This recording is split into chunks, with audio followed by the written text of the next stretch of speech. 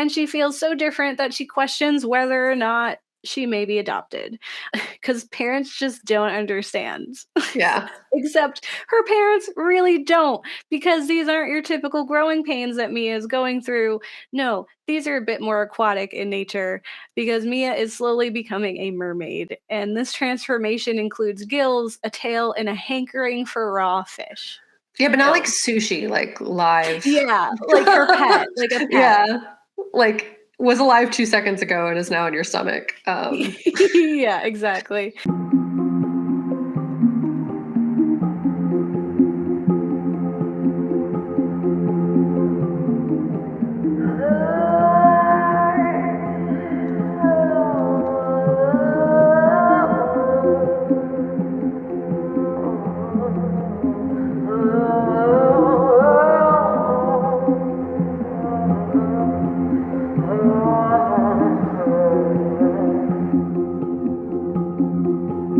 Hi, I'm Gabe.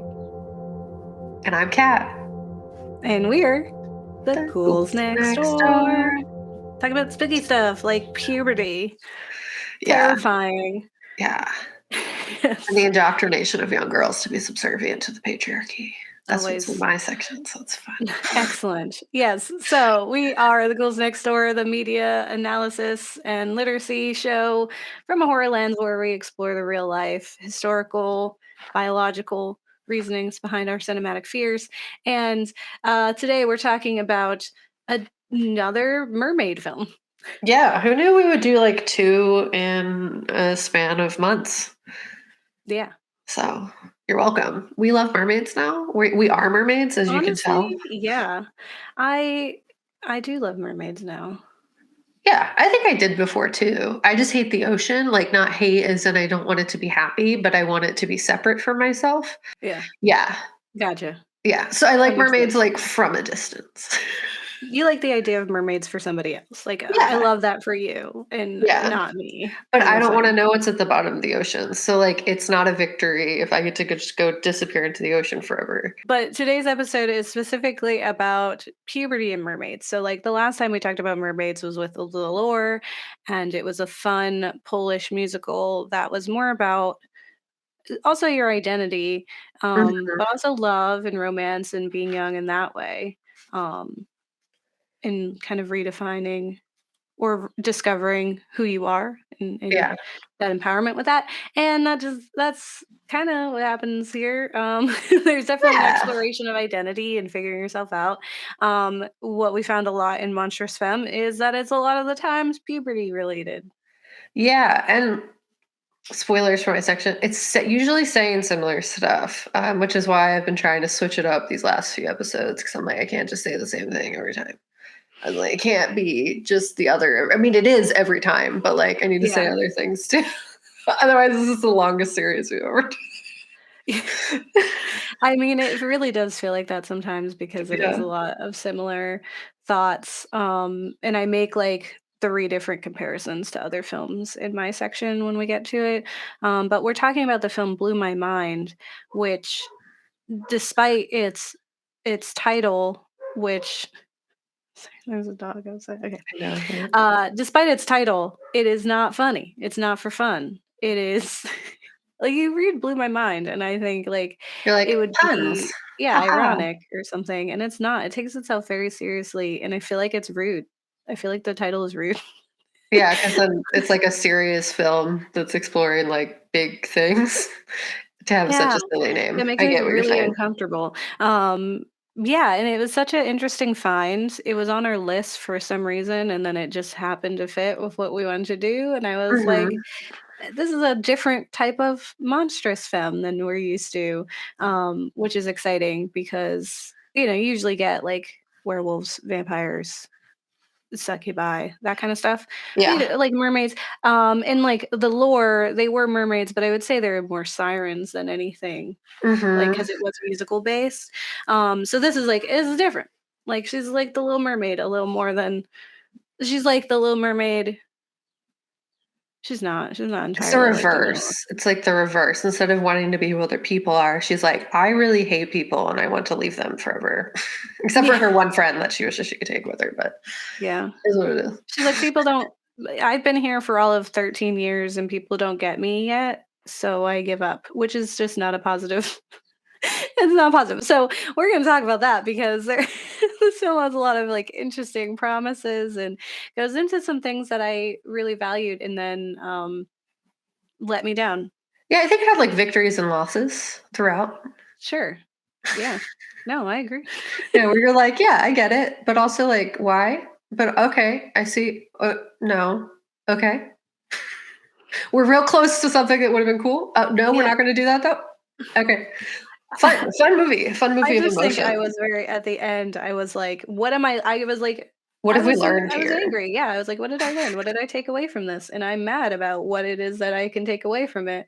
So if Mm, you've seen this film and you have different thoughts, definitely let us know. Remember to like and subscribe. But why don't we hop in? do Let's it. get into this film. So let me tell you about Blew My Mind. This is a film from 2018, which is exciting. It was somewhat recent. It was pre-pandemic time where everything is possible.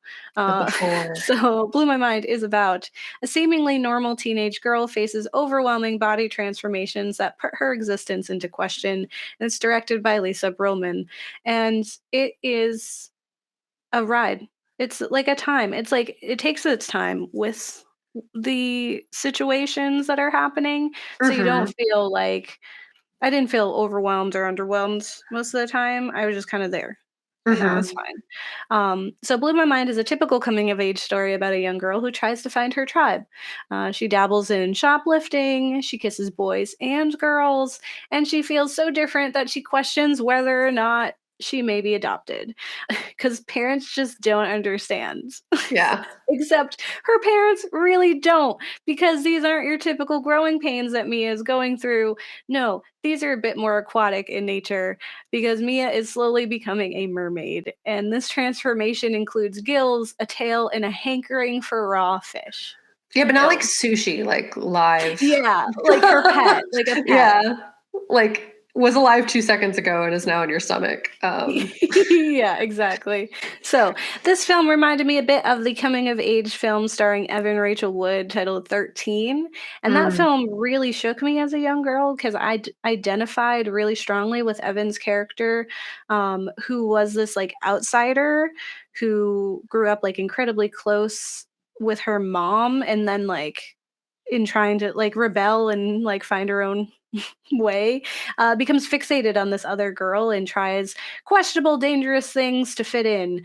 mm, And I don't know if Mia's story would be as impactful to young girls as 13 was for like girls like me, but it does feature a lot of the same tropes and so could very easily be impactful for young girls. I just don't know if that's the intended audience, like, yeah. or if it really is like us looking back and thinking like, wow, that was a wild time. And it's another thing is that I do not think it's specifically about puberty either. I think there's a lot of elements to this film outside of just puberty that Mhm. make it even more interesting when you think about its audience. So, in this story, Mia is a new girl at school and she's looking to belong. So she falls into a clique of cool girls who talk about giving their boyfriends blowjobs, play choking games, and skip school to drink wine coolers, as you're one to do as a young person.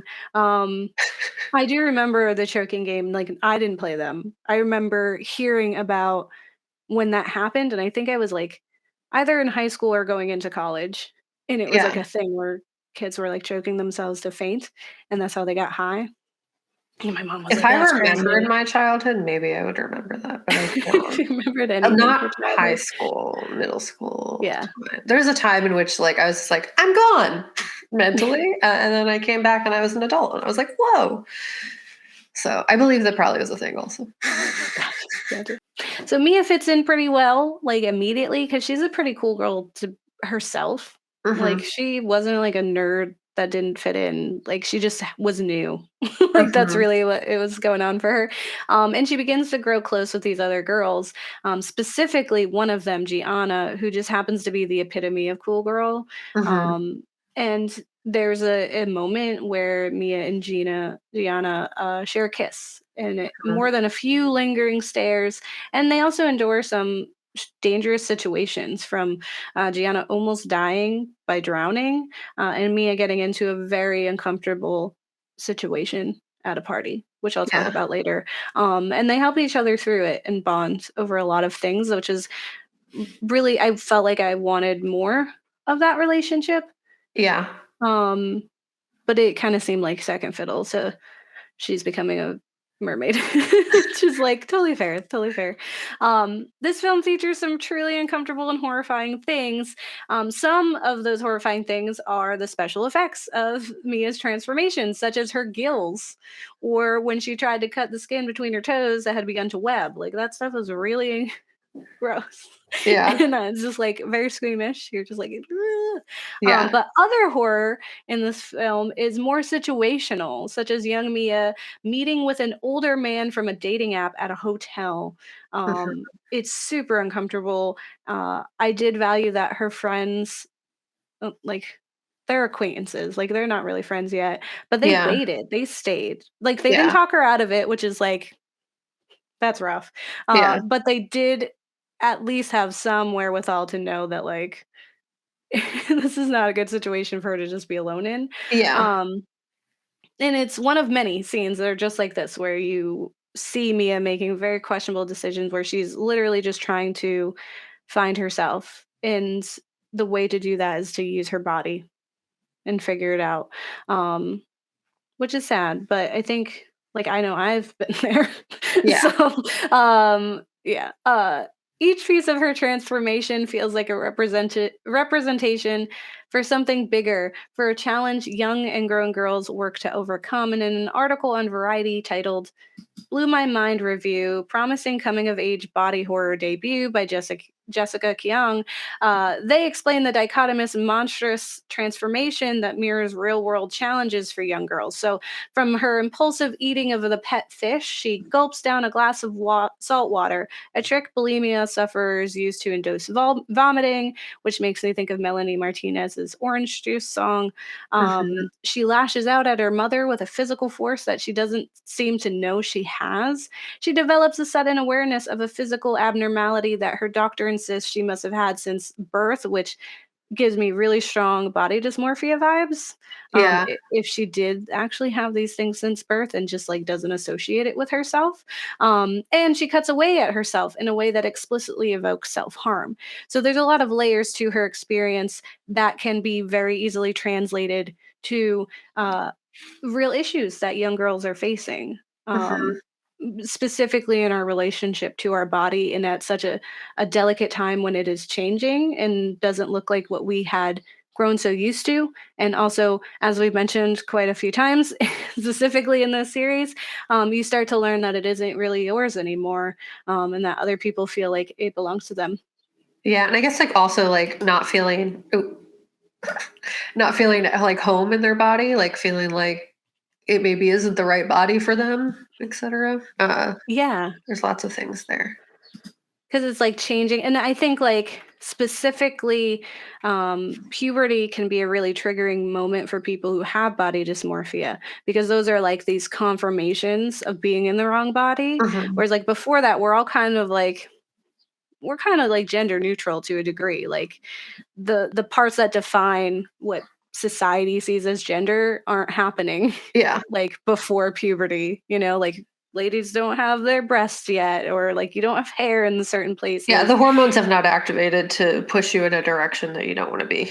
Yeah, so, like, once you're, like, in the middle of puberty, it could be really triggering if you understand that this isn't the body that you see yourself as having or Mhm. wanting or feeling at home in, and so it's like you're forced into that, and that's like, so it can be monstrous, like your Mhm. body is a monster at that point. It's becoming this thing, this creature, that isn't anything that you had expected or wanted, and people don't seem to understand. And that could be a whole layer of why, her, because, like, on the surface when you're watching the film, like, her parents don't understand, and I think that's super weird, and they're not acknowledging, like, her cries for attention, and, like, regarding, am I adopted or not? Like, she gets really, because she's like, there's no way that you don't know about me being a mermaid and are also my parents. Like, Yeah. it doesn't make any sense.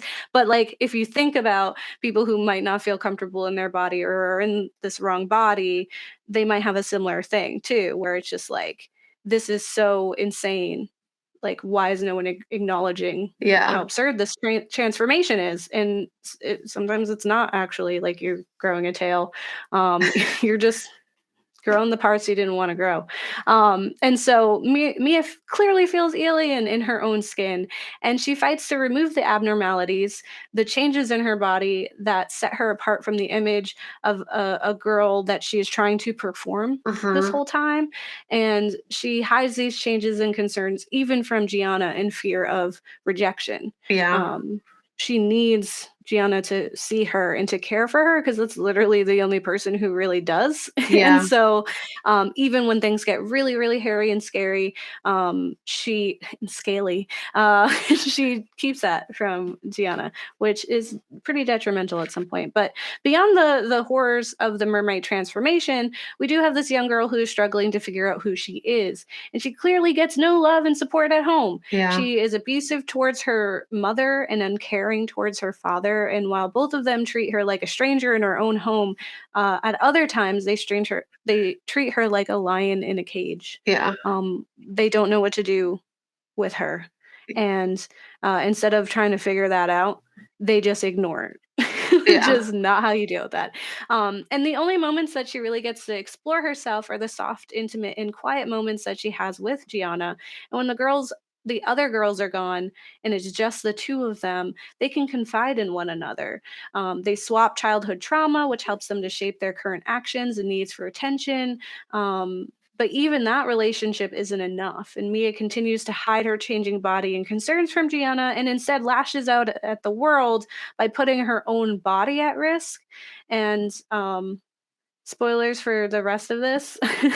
um, spoilers because the ending is really quite it is why like it's so hard to talk about this film, Yeah. because I think it was doing a really great job until the ending, and then I was like, what are we doing?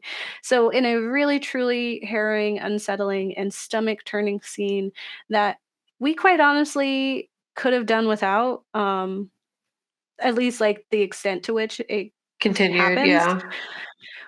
we could have inferred. We are smart. Yeah. But Mia finds herself at an adult party full of predatory men. And in her attempt to feel something and to have and simultaneously release control, she falls into their hands and is sexually assaulted by many men at once. Yeah. And it's disgusting. It did remind me a little bit of Thelma, the Okay. film that we watched during queer horror about a girl who had like Yes, telekinesis yes, or whatever. yes. And she was in similar like situations where she was not in control and you didn't know what was happening, Yeah. specifically sexually. Not to this degree though, but she is saved by Gianna, and this spurs her even further into her depression and misery, resulting in a final transformation that leaves Mia with an enormous mermaid tail and a flooded apartment. Yeah. Um, or house. I don't really know how, but this is like uh Switzerland or something, Sweden, maybe one of Yeah, I those. think it's just an Um, apartment. Yeah, so in the same article by Kyung, they expressed disappointment in the ending of a film that, for a bulk of its running time, had some promise. And they say the demons of adolescence that so much of the imagery evokes are powerful and dangerous because they are imaginary. Anorexia, negative body image, self harm, and the joyless promiscuity and sexual degradation that Mia pursues are the kinds of heartbreaking punishments that young girls inflict on their bodies for differing in ways that often only they perceive from some notional ideal of womanly perfection. Everybody feels like a freak at this age, and it doesn't seem an especially helpful conclusion to have the story confirm that freakishness and to suggest that the solution for Mia is self imposed exile from the people who, however distractedly, love her.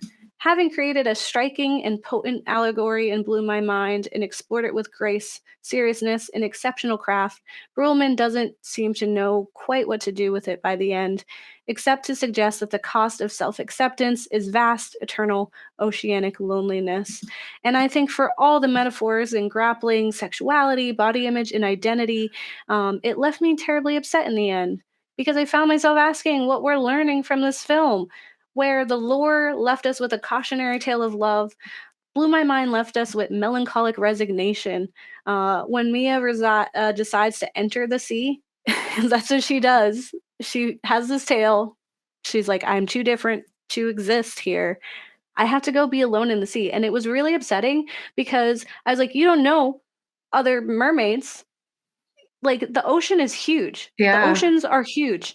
You don't speak fish. Like, what it like, you are, like, condemning yourself to be alone forever, and, like, you're leaving the one person that cares about you. You haven't really told your parents anything, so they just have a flooded apartment, and you're just gone, and so it's really stressful to, like, see her go through all that, grapple with who she is, and then to just give up and come to this conclusion that, like, if you're different, you should leave. You should go Yeah. away. There was also like this hint that after reading that article about lore that really resonated with me, and that like if this character, like if the mermaid exists possibly as a coding for the trans identity experience, and thinking of how many trans teens kill themselves, Mm. that the going into the ocean could also represent that, which is like really devastating as well. Yeah.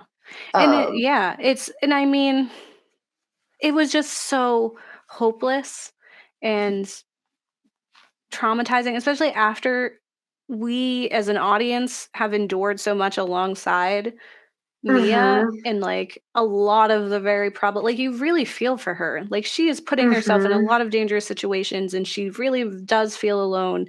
And she has this one friend. And that's what it's like, because Gianna's there with her. So if it is like, an analogy for unaliving yourself, then Gianna is complicit in that action, which just makes me think of the the girl who like texted her boyfriend and told him to like unalive mm, himself. Um, and then he did, and then yeah, she was in court because yeah, you're complicit in that. So that's like even more upsetting, like that. And imagine how Gianna feels to feel like I'm not enough. yeah. Like there's so many levels to that, but um, I just really feel like she just felt like she was like, "If you're different, the only answer is to be outcasts, and that no one can love us when we are this way, and that Mhm. we can't even give them a chance." Yeah, it was a really devastating ending that really like threw the plot away. I would agree. Like it's just you are landing in this space that you don't really get any resolve. And I mean, true, life sometimes does that, Mhm. but I don't know. It just seemed like there was just so much chaos and pain that took place through the entire sequence of that film that I don't know what a better ending would have been. But specifically because it was like a mermaid transformation. So I don't know what the solution would have been, but it was definitely like it ended really devastatingly. And where like you don't feel like a good thing happened. You don't feel like she Yeah. like won. There was any kind of resolve. If anything, it was just like all that neglect and um like other people perceiving you as if you don't matter is accurate. So just go into the ocean forever. Yeah, help Um them by removing yeah, yourself from this disappearing. Yeah. equation. Which is such like a problematic and upsetting Yeah, and if their viewpoint. intended audience is young girls who or young people who are going through similar experiences of any of those things that we named, like bulimia, anorexia, body dysmorphia, depression, or just like, trans identity, even any of those things, like if you're experiencing Blatant that and neglect. yeah, and then you see this film. Yeah, it doesn't provide you with like a solution for yourself. And that's why I agree. I think it was a film that was intended for adults, maybe looking back on their life experiences, just because I feel like there were a lot of sequences in there where, like, while we could admit that teenagers do sometimes engage in sexual behavior, Mhm. that like there were a lot of very graphically violent things that happened that like I would hope that we wouldn't be showing to young teenagers. Yeah, like, an Um, encouraging in any way. Like, it wasn't ever made to be a positive, I would yeah, say, but it's still yeah, I mean, this isn't Euphoria, you know? yeah. Like, Euphoria is so very obvious about being like, this is like, it's excessive, but it's here to be negative. Like, you're not supposed to Yeah, like, be you're not thinking supposed to be this is like, good. "I want to do this too." This makes you afraid of children and to second guess if you really need that aspirin for this headache. Like, you're like, I Yeah. don't know. Yeah, it's very, Gen Z, and it's like, "The world is in fire and dying, so let's do Yeah. drugs, maybe." Yeah. I haven't Yeah. watched enough of Euphoria to have strong opinions That's what or it's know like. enough You're right. about You're it, correct. but that was my guess Good job. of what it's about. Oh my god. But yeah, I totally agree, like, it was a really devastating ending that, like, didn't leave you with anything overtly concrete to take away with you, where you're just like, "Alright, well, I'm bummed, thanks." Yeah. But yeah, I don't know. This film did surprise me, and like there were lots of things I did really like about it, so that was cool. Mhm. Like I ended up enjoying it more than I expected up until like the end. Yeah, I also Um, enjoyed it. And even in the end, it was just like I was like, "What?" Um, so yeah, I did end up liking this film more than I expected, albeit the ending. But what really resonated with me about this film was like the horrific way puberty and neglect intertwine that was very relatable. Um, And I'm in this section, I'm going to give way too much information about my own middle school slash puberty experience. That maybe I'm just gonna say, like, Mom, don't listen to this one. Because it's from the before time and you don't want to know. But yeah, so like neglect and puberty intertwined in such a way that I haven't seen in a lot of other films. Like I've seen like neglect portrayed on screen, but this was like very visceral and like very upsetting. And the parents were just like entirely unpresent outside of like seeking to discipline her. Mhm. Uh, while like, and like based on the like the call at the end, like clearly there was like some level of love, but Yeah. like it was faint. And like intention doesn't matter so much if your impact is horrible. So they just aren't doing a great job. Um, and, there was just so much disconnect in understanding that also really resonated with me. And like, they just didn't understand their child. And that just like that specific understanding disconnect is like what made the storytelling so powerful, but also like made her so relatable. Because there's so much fear that came with that. And ultimately, like that fear translated into Mia making horrible and very Mhm. dangerous decisions. Also, like middle slash high school is such a rough time to relocate a Mhm. child, like uproot them and just place them in a new environment with literally like no padding. Like they didn't prep her, they didn't like make sure she was good. They're just like, Mhm. you need to adjust immediately. There's not really a choice in the matter. And it's fail or fly.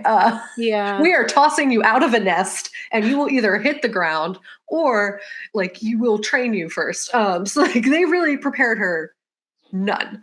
And I know like from like my own familial history, that's something that happened to my mom that was really traumatic for her. She associates that as something that was like a defining moment for her. Being like uprooted in high school and middle school to like start fresh. So it's like a really traumatic thing for a teenager to go through is basically what I was trying to say there. Mhm. And there's just so much lack of communication around these changes that they were going through that also just felt so familiar as I experienced something very similar in that like my pre puberty talk was like, did you learn about it at school? Yes. Do you have any questions? No. And then it was literally never talked about again. And that Yeah, was the same. vibe that I got from this film, where they're like, they asked her if she was cool once and then never did again. And we're like, you got it. Go ahead. And if you don't Yeah. got it, like, we're not going to help. We're just going to yell at you. It's also Um, crazy that the doctor did not call parents when she was very clearly yes. sick. Yes. Yeah. So, like, Gabe, you said you really just, the only comment I got is my favorite talk was like, don't get pregnant. And I was like, I don't even know what would go into that. So yeah, we're probably fine. I don't even know what would make that happen. So like very likely I won't. But I related heavily to the ambiguity surrounding whether or not their experience was normal. Specifically, the doctor scene. Like I was dying. Like I was like yelling at the just because like I related to that so much because it's like you don't really go to the doctor unless you need to sometimes. Like some people, like me specifically, I was like, I would just kind of like handle things until a Mhm. doctor would be brought in or like it was deemed necessary to do Yeah. so. And like they did nothing. And I felt very similarly in my like puberty experience where I was like, hey, I feel like something's wrong. And they're like, no, Yeah. you're fine. It was kind of like the movie with the werewolves, Ginger Ginger Snaps, snaps, where yeah. she's like, I am bleeding a lot. And she's like, it's just normal. It's It's a normal. heavy flow. Gushing is fine. Yeah. Nothing to stress about. We're not going to tell your family. It's fine. Um, but yeah, so it's just like she was so scared of not being normal, and that was also super relatable. And just like that they handled it however they could. So I'm gonna get into my childhood upbringing. So this is probably too much information about my childhood that may be better suited for a therapy session, but we need to fill time. So while I didn't transform into a mermaid during puberty, I think I handled it pretty similar to me how Mia did in the film, except the main difference was that I was not cool. Mhm. I didn't have any cool bones in my body. And so, like, my rebellion phase was very lackluster in that I was just like really lame. Mhm. Uh, and while like there were lots of pieces of this where like I tried to be cool, I basically like just didn't understand social cues. So my rebellious phase was just like questionable things on AOL chat rooms, where like I pretended to be other people and like an adult in Mhm. AOL chat rooms, or they're like, "Who's the kids in AOL chat rooms?" It was me. Yeah. Uh, and like writing like really honest Zanga. I don't know if you remember Zanga Mm-mm. statuses. It was like fancy blogs. Oh. And then like MySpace essentially. But I also like stayed in the same town, which probably was for my benefit. But my entire schooling experience, I never like left where I was. So when I hit puberty, I didn't get to like reinvent myself like Mia did. Mhm. Every single person that I knew remembered viscerally that I had pretended to be Donnie from the Wild Thornberries for like a significant chunk of time. So I didn't get to be like, I'm hot now and everyone wants to kiss me. It was like, no, you pretended to be a wild boy from the jungle. So In elementary school, though. yeah, but like it was like too late in elementary school for it to like for people remembered. Gotcha. I was really weird. It was really weird. But I'd say like Mia, I didn't know how to explain myself when it came to my puberty experience, as well as just like my general life experience. I also thought I was adopted. Because me and my parents were just so different, as you said. Like parents just don't get it. Like it was like Mhm. that, but like also fun neglect times, because they were children and it's not their fault. Yeah. And good news, it's better now. So, but whenever I was going through a thing like Mia, I was just like, I'm gonna handle it. Don't worry, and it's totally fine. No one's gonna find out unless like something bad happens. So, I also thought I was an alien or a mermaid or a monstrous person. So that was a fun time. And I think that's largely because I was undiagnosed autistic for the majority of my youth. But at the same time as I was very convinced that I was from somewhere else, that like one day I would venture into the ocean. I didn't want to go to the ocean specifically, but I was like, someone's going to come get me and it's Mhm. going to be cool. And like everything here is not going to be real. And was that probably a coping mechanism? Yes. But also, I was just like, it'd be cool if I got to just go somewhere else and then all of this was different. But spoilers about my life, I didn't get to go in the ocean. I just stayed. So it was like I flooded my parents' apartment and then just had to like deal with the consequences of that. Um, but the good part is that the version of my life I have now is positive. So spoilers for my life, I did it. We're good. Everyone's Yeah. happy. But ultimately, all that to say is that I related to this film very heavily. But let's talk about monstrous things.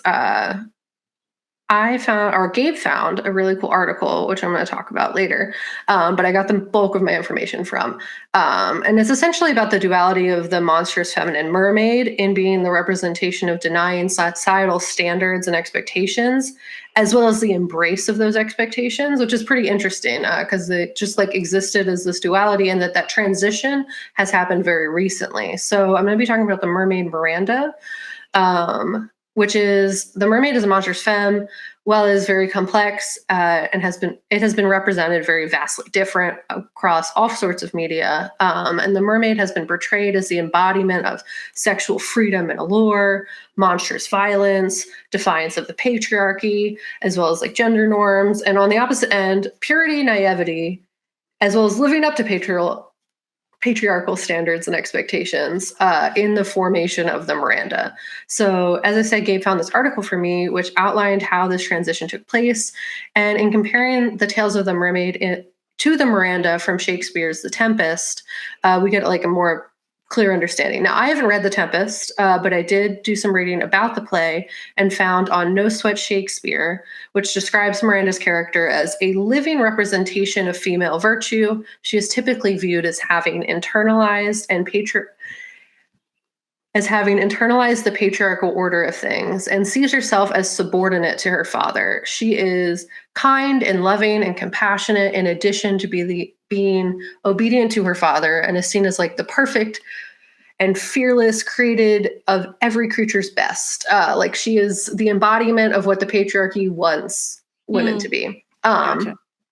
With this understanding that the Miranda is a representation of the patriarchal view of the ideal woman, she exists as a stark contrast to what the mermaid in the past has represented. The lore surrounding mermaids was largely positioned them as like a threat to humans that ventured into the water or unfamiliar waters specifically, as well as like a sexually aggressive and autonomous creature that represented like power and freedom. And in many ways, the lore surrounding the mermaid existed as like a threat to the patriarchal values instead of a reinforcement of them.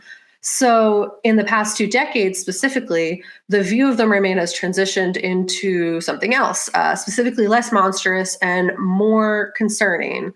Tying this back to the article I mentioned before that Gabe shared with me, their entire argument follows this idea. The paper is titled Of Tales and Tempests, Feminine Sexuality in Shakespearean Children's Texts by Erica Haitley of Monash University. And they go on to say, if mermaids have long represented the competition between sexuality and spirituality within the feminine, Mirandas have represented the competition between autonomy and familial obligation. So while they have previously existed as opposites, in the last 2 decades, these two characters have essentially merged to this Mermaid-Miranda figure, specifically in children's texts, seemingly with the goal of emulating behavioral ideals for young girls, using the Mermaid-Miranda as a model that conveys their obligation to like adhering to patriarchal values. So they go on to say, the ambiguity is legible in both the mermaid and the Miranda figures are potentially challenging to patriarchal culture in that the mermaid traditionally represents a model of autonomous and devouring feminine sexuality.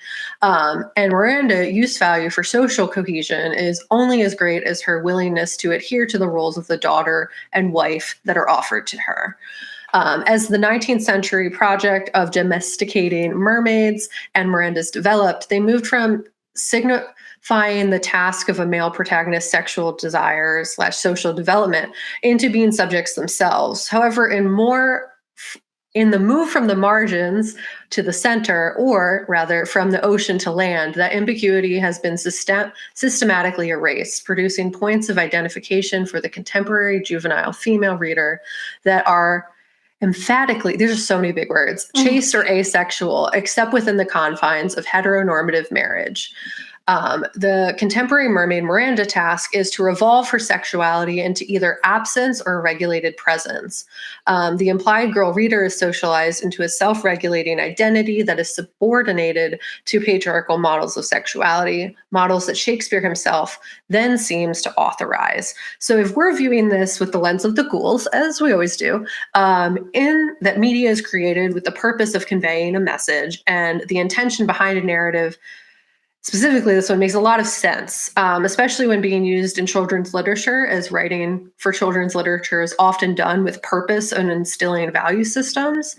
Um, like, it makes sense that they would try to push young girls to be subservient to the idea that they need to get married, adhere to Mhm. nuclear families, Judeo-Christian values, et cetera, et cetera. According to Haley, the use of the Mermaid-Miranda has transformed the mermaid from the monstrous feminine to the reinforcer of patriarchal values through Disney's The Little Mermaid, as well as Penny Russen's Undying. Given these contradictions, it is unsurprising that 19th century writers began producing mermaids for children, especially girl readers, who themselves were made the sites of contradictory codings of sexuality and chastity, knowledge and innocence, and the future virginal maternal. The domestication of Miranda follows a comparable logical trajectory, for if Prospero is the 19th century ideally wise and protective father, Miranda becomes the 19th century's ideally chaste and potentially sexual daughter. The Mhm. storm that gives the play its name, like the Mermaid's Tale, is both present and absent, and it has a seeming reality, yet can have no effect beyond Prospero's intention. So too must the sexuality of Miranda and the adolescent girl be present but inactive outside of social familial structures. The results being that the message being directed at young girls is problematic, and somewhat unsurprising in terms of the ideals we see represented in many children's media in general, specifically Disney, who has until recently, pushed like child brides as a narrative pretty regularly. Yep. And the Monstrous Mermaid sanitized to operate as a tool of the patriarchy instead of a fighter against it is essentially not the kind of taking it back that we like to see. If anything, I would have enjoyed the Little Mermaid just not doing that. But also, like in this film specifically, I would have enjoyed seeing Mia be a little bit more monstrous, a little less sanitized in that way, as a way of taking back some strengths. Specifically, instead of eating random fish, it would have been cool if she like ate the predatory men that she interacted with. And I mean, if we're thinking of like the Mermaid Miranda and how that's like being pushed as well, I mean, we're thinking like Ariel, the whole goal is to just get married and have this boy man person marry her, and whatever father says, it's like, I don't know. That was random. I tied these back together wrong, but whatever.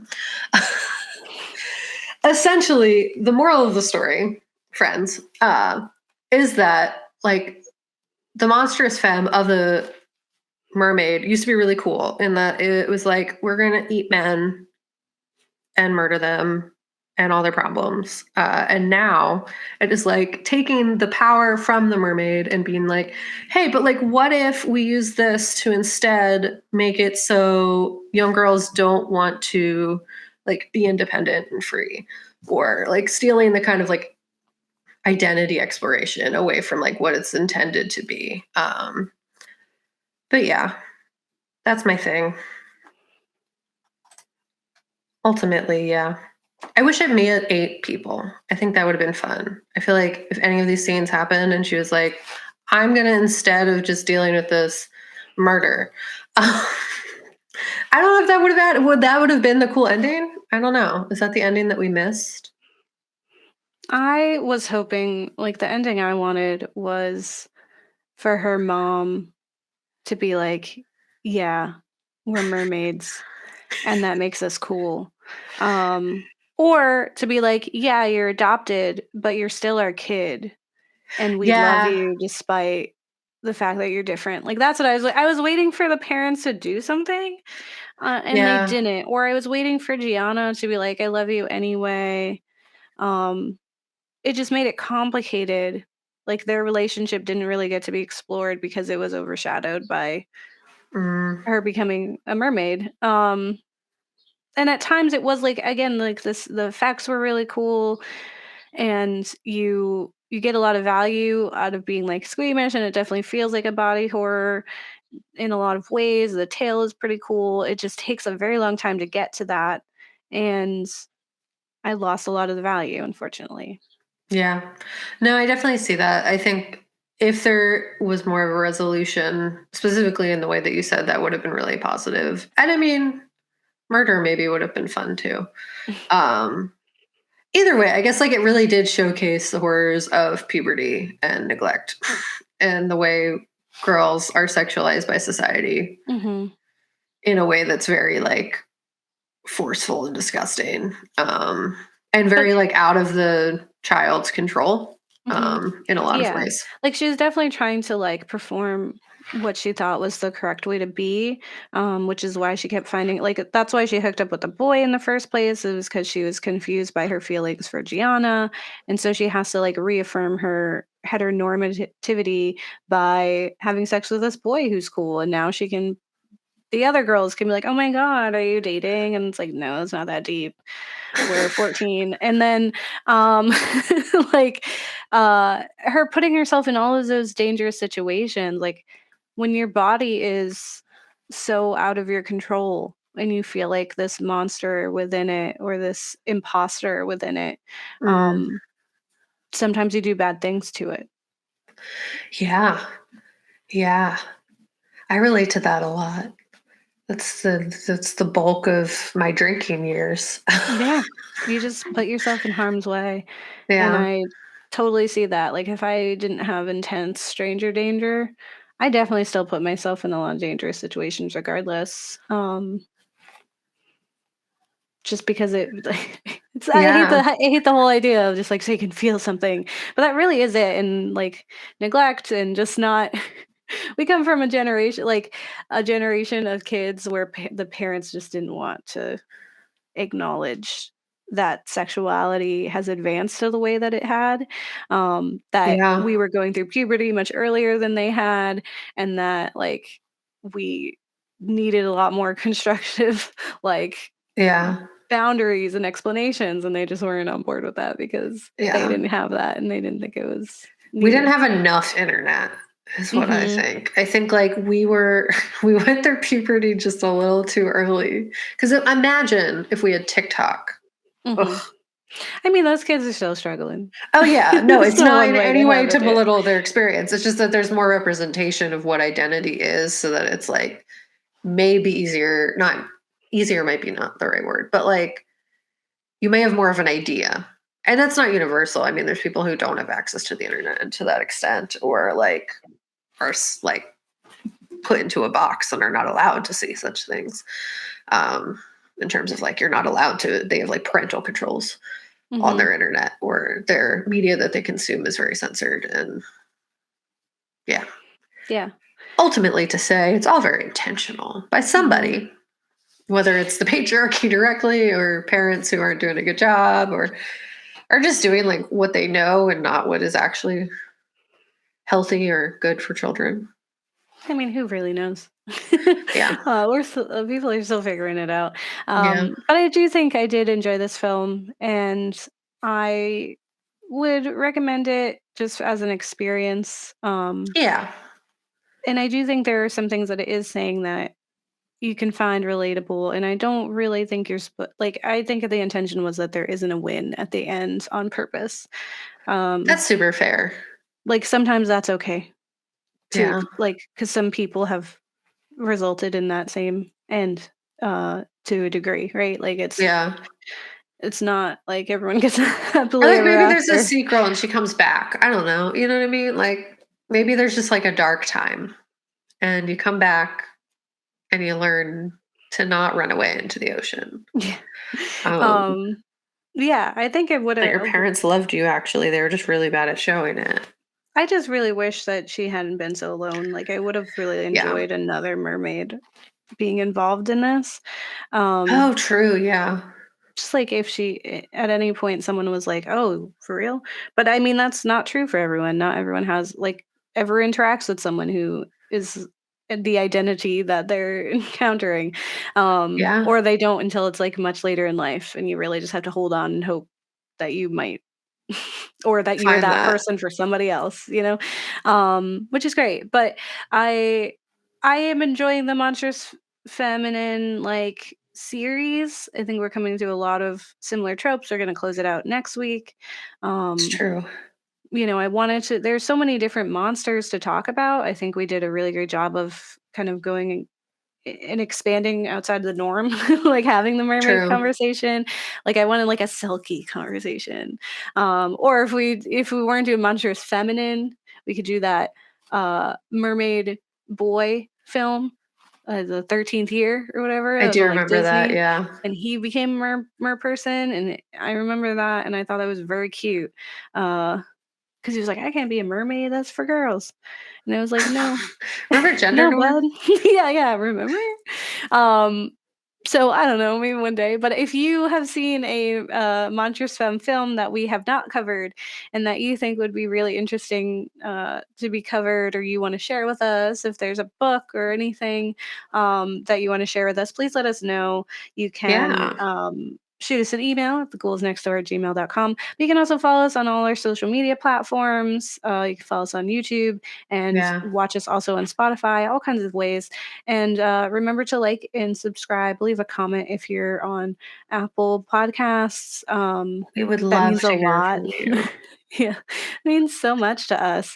And stay tuned. We are coming up on episode 200. It is That's happening. We're so crazy. close. That This is is 195. bonkers. That's bonkers. I also would like to know if other people watch this film and are like, I thought it was a totally different time. Yeah. I think that's fun. I feel like it would just be really cool to have someone be like, whoa, this is like an entirely different perspective that you don't have. And I was like, what? Yeah, I It's like love my that favorite too. thing to read. Yeah, comment on it. So say, I agree, but also, And I then I'm would thought like, of oh my this. God, if I had this context, maybe I would have also picked up on that Yeah, with we that get that a lens. lot too. Yeah. Um, yeah, we always value comments and replies, even if we don't agree with them. They're nothing comments where it's just like, Yeah. no. But oftentimes they're You're pretty also good like, what's comments. happening? Yeah, like What's happening here? what is that? What are you doing? Thank you for watching anyway. Yeah. And yeah, yeah. So we're gonna finish out the Monsters Femme. Then we're gonna do some fun things for celebrating 200 episodes, and then we're gonna get into a whole new series, which will be really fun. Yeah. And We're a we'll million have years some old. guests and things, and yeah, we'll be doing that for a while now. And don't get married, Delete your kids, or your kids will become mermaids. and then they'll eat your pet fish that you Yeah. care But about. hopefully you like notice that your kid's a mermaid instead of doing what these parents did, which is just Yeah, like how do you blatant just not neglect. know? I It was just just a don't. lot of neglect. I would like to think I would know if my daughter was becoming a mermaid. Yeah. I see 90% of my reflection on my life is like someone should have known Yeah, a thing. Any yeah. of the things, any of the list, the long list of things is like there are so many people that just like witnessed me and did not realize anything or they That's knew and they were true. like, I'm gonna make a note of They have that, their but own never stuff to mention deal it. with. Yeah. Also, it's like the world doesn't revolve around me. So I get it. I get it on both ends. It's really fun. But yeah, like hopefully you know if your kid is turning into a mermaid. And also it's like if you're not a mermaid and your kid turns into a mermaid, it's like how does that even happen? But also like you need to protect them and be nice to them and notice that it's Yeah, happening so that you're there for them even if you don't understand. learn about it, figure out how to be an Yeah. ally to Just like mermaids. care. Yeah, and, like, if your kid is eating fish, eating your pet fish, like, why wouldn't there be more conversation? Yeah. It's Yeah. so weird to me that there wasn't. Yeah. Like, that's crazy. Why didn't It's you just have like more to lots of say? concerning behaviors. And it's like She there's needs some areas. therapy, and they did say Yeah. that. They did say that, to be fair. They were like, "You need to go back to therapy." Yeah, but then like didn't do They anything. didn't commit, Yeah. yeah, they were like, I don't know. And somebody it's like else's also it's problem. like I get both ends of the doctor thing too, because it's like there are things that parents maybe shouldn't be told if that space is not safe for that child Yeah, to and be. those parents definitely didn't give us Yeah, any indication that they would be a they safe would space for care. that kind of stuff. So I get both ends. Either way, don't get married to your kids, and if you have kids, like recognize them as who they are and be accountable to your babies and love them. Okay. Yeah, Those words of wisdom from the ghouls. yeah, Love your babies. yeah, Don't let them get eat. yeah. Even if you don't understand, try. Yeah. Just like Alright. bare minimum effort. Okay. Okay. All right. Bye. Bye.